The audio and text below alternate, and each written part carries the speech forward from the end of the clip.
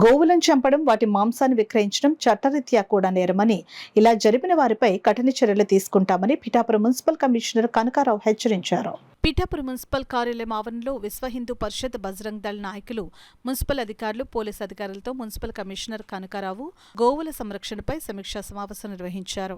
ఈ సందర్భంగా విశ్వ హిందూ పరిషత్ నాయకుడు దువ్వా వెంకటేశ్వరరావు పిఠాపురం పట్టణంలో యథేచ్ఛగా జరుగుతున్న గోవధపై ప్రస్తావించారు. ఈ సమావేశంలో Pithapuram circle inspector Srinivas, municipal అధికారులు, సిబ్బంది పాల్గొన్నారు. కవుకు సంబంధించి మాత్రం ఈ రోజు నుంచి కొద్ది గట్టిగానే ఉంటుందండి. ఒకవేళ కొద్దిగా ఏదైనా team will act as a coordination team ఖచ్చితంగా అక్కడ జరగలేము. పిఠాపురంలో అటెండ్ అయితే అవుతాను, హాజరవుతాను. మీకు ఒక షార్ట్లీ ఒక మ్యాక్సిమం అప్పర్ లిమిట్ ఒక 3 months పెట్టుకోవాలండి. ఒక 3 నెలల కాలంలో ఇవన్నీ కూడా జీవోలను అంతకు లోపల ఒక నెల రోజుల లోపల ఇవన్నీ ఫైనాన్షియల్ ఇంప్లికేషన్ చూస్తే మీరు హ్యాపీ, నేను హ్యాపీ.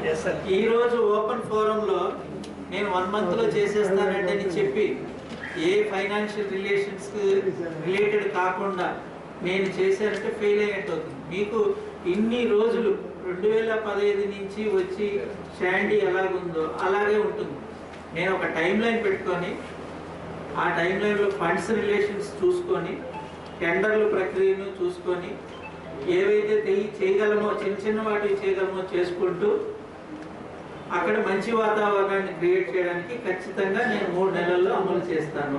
శానిటేషన్ అనేది రెగ్యులర్ యాక్టివిటీ, దాన్ని అప్గ్రేడేషన్ చేసుకుంటూ ముందుకు